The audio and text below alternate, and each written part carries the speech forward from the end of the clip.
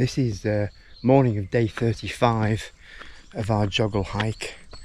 We're now into Cornwall, and this is where we stayed last night. This is Collingford Lake campsite. It's up for sale. It's a bit run down, to say the least, and a lot of the amenities that were advertised, such as restaurant, bar, etc., no longer exist. Very quiet. A couple of cars in the car park. With our camper vans through the woods there. There's another one there, and I think maybe a tent's turned up. But there's probably no more than half a dozen customers today. And yeah, so Collingford Lake. I'll be passing by that, and they were going to Brenton's camping farm, another farm. A lot of farms obviously have utilised room space to maximise the profit on the land by taking in touring campers and caravans. This is at Columbus Major. It's a bit further down into Cornwall, about 23 miles. I'm hoping to have a better day than yesterday, because that was brutal, ridiculous on my part. But there we have it. So through the woods we go, and I'm following a trail that should keep me off the A30. I mean, I thought that yesterday, but this is a more legitimate trail, not the one I just made up in my head, thinking that it'll all turn out, which of course it did. I just had the barbed wire falling through the fence experience, for which I don't bear the fence any malice. It wasn't fair and square, and that could have been a lot worse off, with puncture marks in my wrist that didn't penetrate any major arteries, so I didn't bleed out. There's hardly any blood at all, but grazed legs, they don't feel any worse for the wear. This morning, certainly not going to stop me progressing. So yeah, that's this morning, and I'll get back if there's anything of interest or to note. It's nice this though, isn't it? Yesterday I was walking through woods, not really knowing where I was going, but on this occasion I'm about 60% sure I know where I'm going. Well, 45 seconds. But this is Bodmin Moor, and I've probably driven over it. I might have cycled over it, because I've done both things in Cornwall, but memory doesn't serve me too well, and maybe we just went round it. Collingford Lake, after which the campsite that we stayed at last night is named, of course, but it doesn't look so foreboding. As I say, I haven't seen all of it yet. Bodmin Moor sounds quite eerie, quite spooky. People wouldn't go. I was told by Mick yesterday, the chap that gave me the Whisper chocolate bar and the water and a bit of advice on direction, and he said that up until the A30 being built, judges wouldn't go south of Bodmin Moor, so any crimes committed south of Bodmin Moor were not being investigated, or well, they may be investigated, but they weren't being measured, they weren't being tried, the suspects, and I find that odd. I mean, I could imagine something back in the 18th century when transport was very much different, but I can't imagine that being the case now, that you know, because the A30 can't have been there for that long. But he was very convincing. He said no, Launceston is the furthest south that they would go, and no further. So there we are. Of course, beast of Bodmin Moor. A beast has been seen on here, some sort of wild cats and stuff. It goes back decades, I think 1960s, maybe even earlier, I don't know. But there's some sort of wild cat on the moors that's been taking sheep and all manner of livestock. I don't expect to encounter one.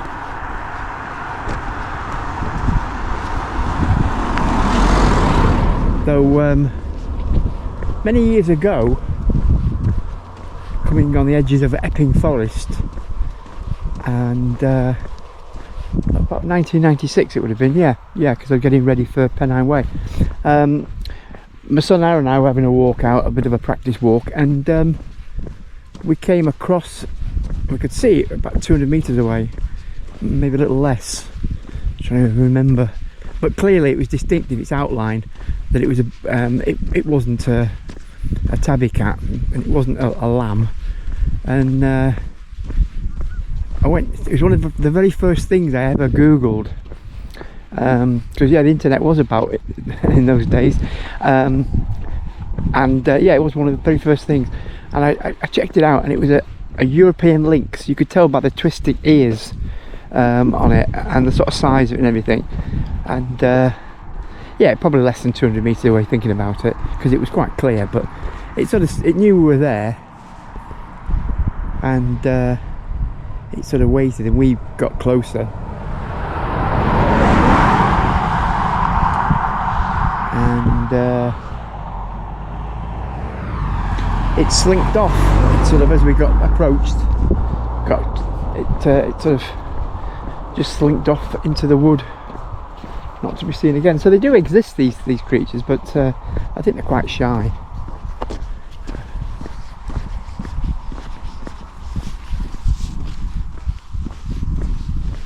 Conifer Lake is a reservoir for the area as well. Quite a big expanse of water. It looked quite big on the map. It took up a big chunk of space. So we're right into the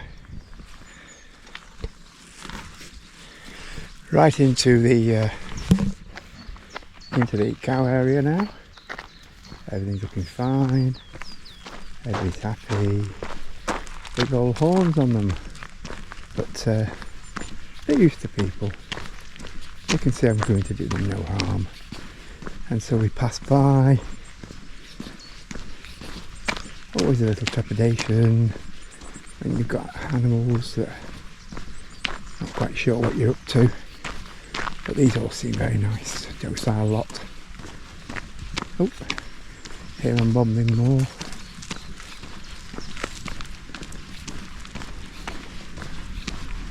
Here comes a vehicle.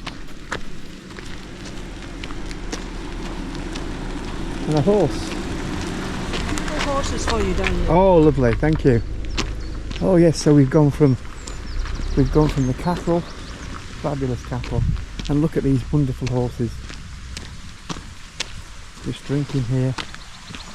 This is absolutely magnificent, absolutely fabulous. Look at them all, little foals there, bigger horses, really, really lovely. This is Bodmin Moor for you. No beasts here, just wonderful creatures. Fabulous. Loving this. Best morning of the walk. Some more little ones there. Fabulous.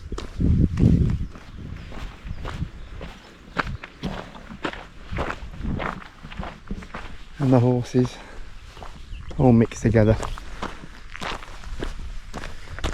Presuming they must be like the New Forest ponies. It's just the horses. Are they just roaming free? Are they beautiful, beautiful animal?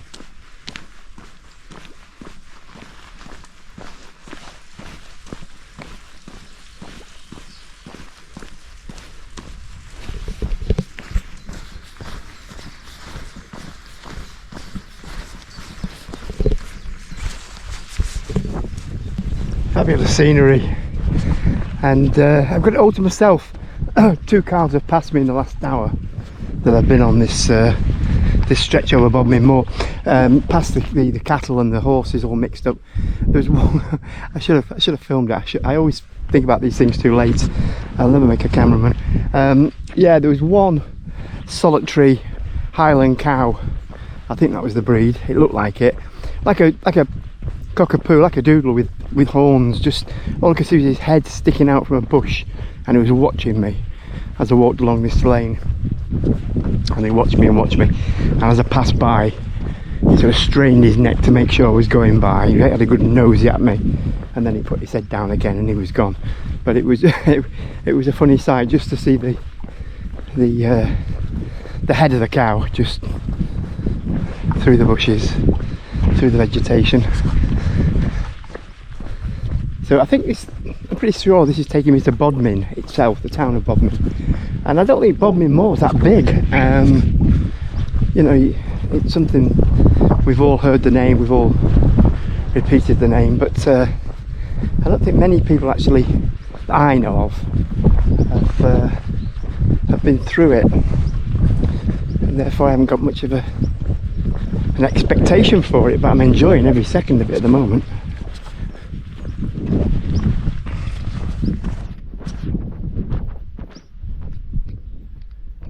Clearly the good people of Warlegging have a sense of humour here, unless of course it is actually twinned with Narnia. I mean, it's possible. It's a sort of yeah, I can imagine fawns and the like cavorting up and down this lane. Yeah, maybe.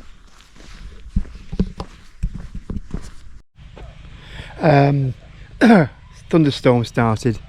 There's a rumble, just a flash of lightning then across the field there. It feels muggy, it feels like thunder and lightning weather. These poor people have got a show they're setting up for. I do hope it keeps off for them. There's lots of shows all over on this walk, because it's May, it's June, it's that sort of time of the year when people can get out. Yeah, you might just pick that rumble up. I think it's going to absolutely hammer it down. But I've got the Pack-a-Mac, which has had an airing this morning, briefly. But I think it might be coming back for more serious protection very shortly. Yeah, so lots of little shows going on, country shows, and people can get out and enjoy the drier, lighter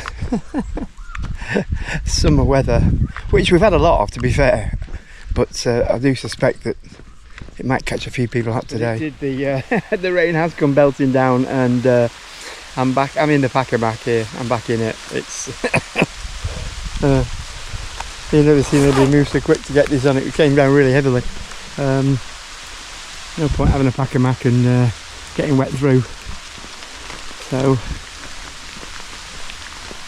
this is it, and I believe my route is up here, this little track.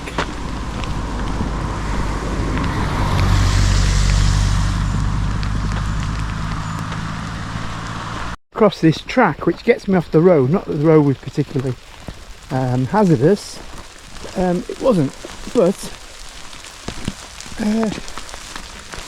this is going to be maybe even cuts in. I think, you know, we could call it a shortcut. Some people would call it a shortcut. I call it a shortcut. I think it's going to save me about a quarter of a mile, and I'll meet no traffic on here at all. Although there are tracks to prove that vehicles, probably agricultural vehicles, tractors the like, do come down here, and if they do, I don't know where I'm going to go, but it's a shortcut to somewhere, I think. Not sure. I hope I don't have to go over barbed wire fence at the end of this. That would be, or there's some pack of wolves posing as dogs somewhere waiting to cut me off. You never know with these tracks. The little path, little stony path, got muddier and narrower, and eventually led to this lovely concrete driveway. It goes up to a little cottage I've just gone through. Not literally through the house, I mean through the garden, but it was a permissive way, I'm sure, I'm certain. And this is going to lead me down to Margate Lane. I've just checked on the map, and then I think that sends me on my way to Bodmin. I think that's kind of what's happening. It's lovely, these woods. Imagine living in a little cottage about half a mile or more from the main road. A mile and a half from your back gate down a lane to the next road, and you're living, and you've got all this around you, all this woodland. No, not for everybody, I suppose. Not for everybody. I'd like it. Well, it looks like I've made an unintentional boo-boo. I've come through this Bodmin Moor, the cottage, just a little bit of the garden. There was a sign on it with an arrow, but it was so worn I couldn't read it. I genuinely couldn't read, and it must have said something like "no through road," because now I'm outside of that, the scope of that particular property. Bodmin Moor private access only, so it might suggest that I shouldn't have gone through the garden, but I've already gone through it now, so okay, let's go. I'm very fortunate to have found yet another pathway. To my right there's further back there was the Bodmin bypass, and then to my left there's quite a busy B road. I was walking on it for a little while, then I noticed I can go on this, so I did, and it makes more sense, which I've got in short supply just lately, but it's all coming together today, mind you. Plenty of time for it to go wrong yet, and we're only halfway to our destination. This route continues. It's been ascending for climbing even for about half a mile. We have got 1700 feet planned for today, so we're at 964, so a little bit over halfway. But the route takes me, bypasses Bodmin, like the Bodmin bypass. I bypass. Didn't realise that. I thought I was on my way to Bodmin, have a look at the town, but no, I can see it because it's all over there. Quite a big town, Bodmin. All on the horizon there, any white dots you can see, they're all buildings, houses. So we're going to miss that altogether. And then I thought there's a cafe further back. I thought I might pop in there, have a cup of tea. I fancy a cup of tea. Strangely, I've not had tea for a long time.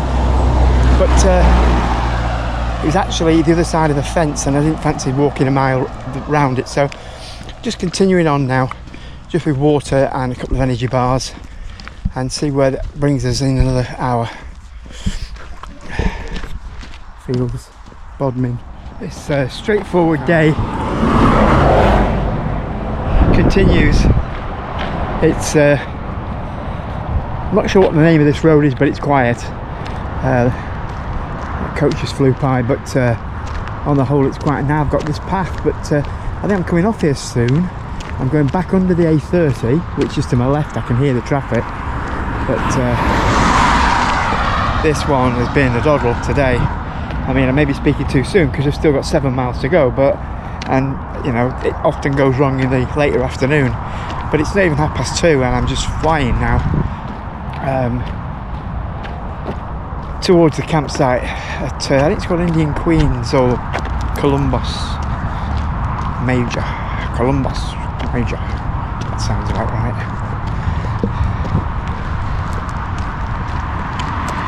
Yeah, I'm figuring on being there for before 5 o'clock, maybe as quick as 4:30. Let's see if we can make it 4:30. Get the old Solomon going. Go Solomon, go!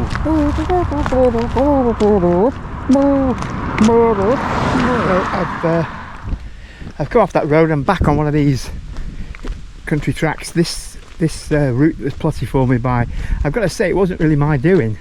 Not really. It was Google Maps set me up with this one, and whilst it has put me in some odd places, it did a little bit yesterday. I mean, I didn't have to do it, but I did do it, and then I did my own thing, and that was even worse. But no, it's a muddy little lane, but it's taking me up and up and up. I'm about 6 miles out. But this is the reason why I came on to make a comment. The campers just arrived at the campsite, and the lady there's given us free pitch accommodation because of our charitable status, shall we say. You know, well, it is charitable status. We're funding this ourselves, to earn this money for St John's Hospice. But the lady said, no, it's fine. And we've had a lot of that. I've probably mentioned it already, but it continues from Scotland all the way. If they don't give us a free pitch, they give us a donation, and sometimes we get both. So it is incredible, the generosity of people, you know, because they don't have to, it's their living, it's their livelihood. If they give up a pitch, they could have let that to somebody and made some money out of it. I think this one's about £28, and we're getting free electric then and everything. So it's a genuine cost to them, and they make that sacrifice for us, and it's really appreciated. I've got more to say, but I best not, because it involves our own locals and our failure to get the message across, I suppose, with the people who are going to be needing St John's Hospice for themselves or their friends or their family, their neighbours, because it'll continue to take patients, and it'll continue to help families. So it's not going to stop, but it will if it doesn't get the donations that it requires. And then people will be saying, you know, why did they let that happen? Why? Well, I'm just trying to tell everybody that we have to pay for it, and we're doing it this way by doing charity fundraising. I'm doing this, but there's lots of other stuff going on. I think they've got a Cross Bay walk coming up soon. By the time this video goes out, they'll have probably done it, if I'm honest. But there's always plenty of other things going on. St John's are always very active. They have to be. They've got to raise millions. And as I say, I won't say too much about it, but I already have. You know, LA postcodes didn't really cut the mustard when it came to the share of the donations we received. Just a fact of life. There's a mist blowing in. It's all happened in the last 10-15 minutes. It must have been 26 degrees, 27 degrees, something in that region, and the temperature's plummeted, and you can see the mist on the hills. At least I can. It's become very hazy, and yet, although it's probably still 20 degrees, the drop is palpable. It's just strange, in this breeze. So they probably have this all the time in Cornwall. They're probably used to it.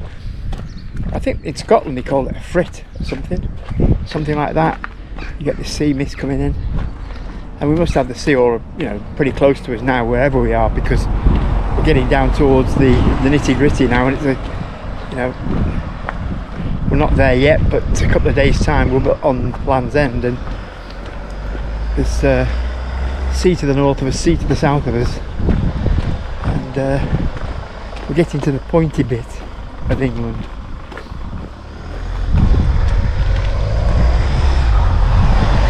It's strange though, that's happened just from nowhere.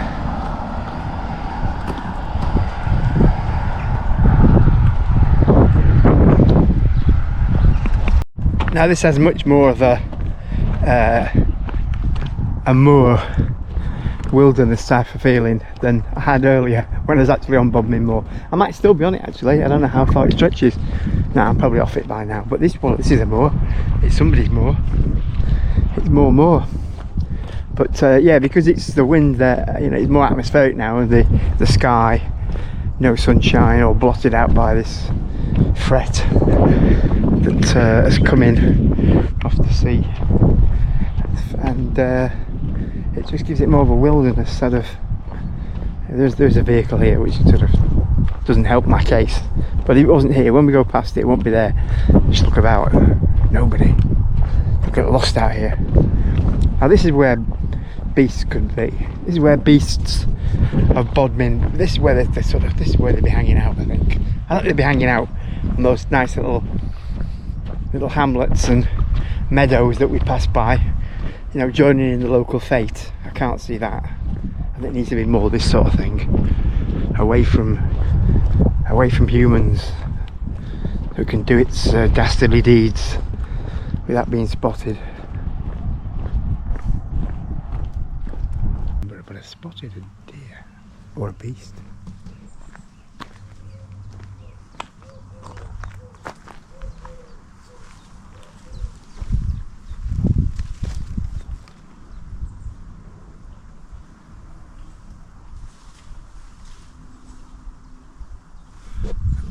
Or maybe a cow. There's more of them. They're like forest cows. You can see just in there. A bit closer. One's got earrings in. That's where it has. Or is it a chain of some sort? The others are going off. Forest cows are foraging in the forest. I've never seen that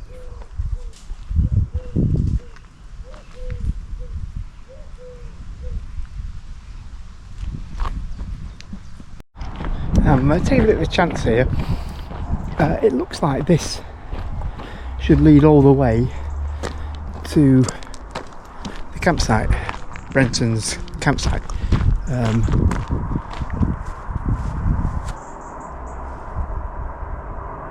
Because it's on Gross Moor. I can't see actually on that sign, but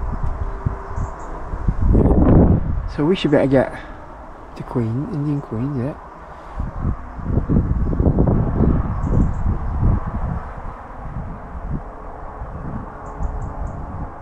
So I'm thinking we should be able to get to the campsite from on here, which would cut out about a mile, because it's telling me to go around under the A30 and back round and down, and I don't know why it's telling me that, if I can just take this quicker route directly to the campsite. Now, we've been here before, and this could be barbed wire falling over, cutting myself territory. It could be, couldn't it? But I can't help myself. I just got to try it. I mean, it looks good, doesn't it? And look at this. A cyclist coming. Well, I've reset it, and it now agrees that yes, this is the quickest way, and it's taken a mile off the distance I need to do. I'm down to 1.8 from just over 3, so brilliant. Yes, I'm getting my own back here for fate yesterday. Well, it's almost the end of day 35, and what a great day I've had. No major traffic problems at all, no large traffic road, what am I trying to say? Start again. Okay, I will.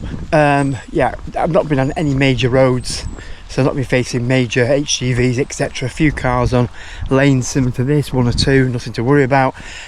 Really pleasant. This fret came in late in the afternoon. It's gone cooler. Probably helps with the walking actually. It's just a bit different than the melting hot heat that we've had for the last few days. I've learned that cows can look like tapirs, like, you know, from the African forest. They're in the forest, they're foraging on berries and excuse me, on berries and leaves and the like, and just amazing in a forest. I've seen some wonderful wild horses, and they sort of mingle or live completely content lives with herds of cows, Highland cows, a lot of them, or they look like it anyway, the big horns on them, etc.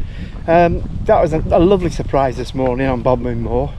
Didn't expect to see that at all, and it's just been a race. I've not eaten though. That's the only downside today, is there's no pub local, and I've not eaten because I've not found one shop selling anything.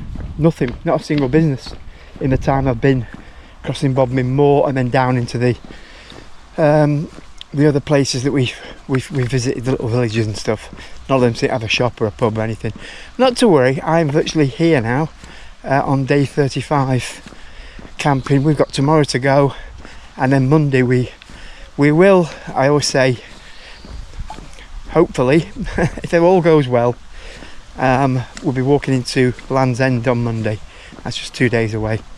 Okay, but for now it's bye.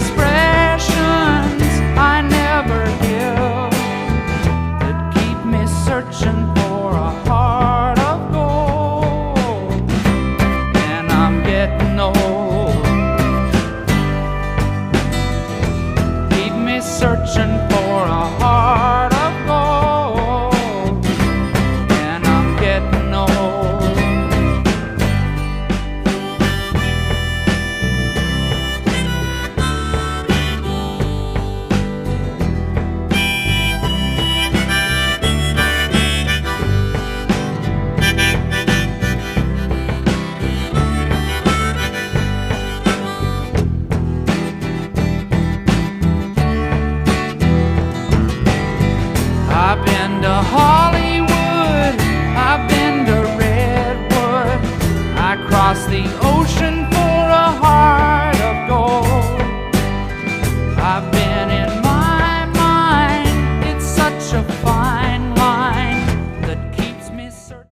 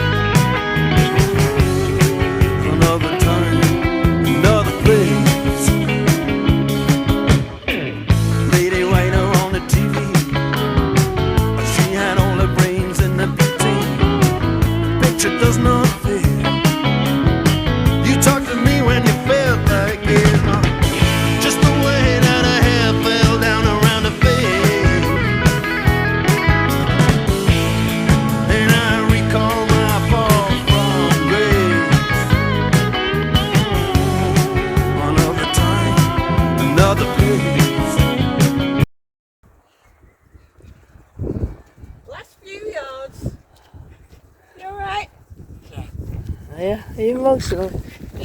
Kevin.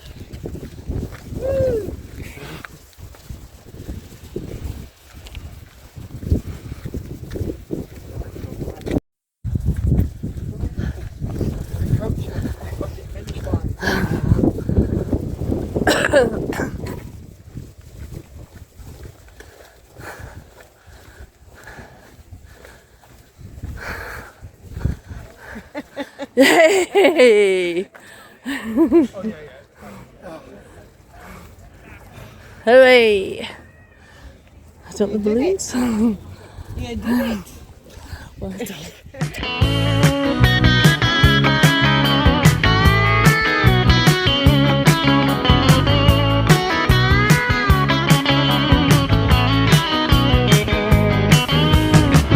Lady writer on the TV, talking about the Virgin Man, reminding me of you. The expectation left to come up to, yeah. Lady writer on the TV, yeah, she had another quality, the way you used to look. Then I know you never read a book, just the way that her hair fell down around her face. Then I recall my fall from grace. Another time, another place. Lady writer on the TV, she had all her brains in the picture. Yes, there were times we thought you knew we'd bitten off more than we could chew. But through it all, when there was doubt, we drank some scrumpy, but we spat it out. The record shows I've got sore toes, but we joggled our way. Little tune there just to as a memory mile. The 900 miles is now up. We haven't reached Land's End yet, but we're not very far away. Yee-hee. When you felt like it, just the way that her hair fell down around her face. And I recall my fall from grace. Another time, another.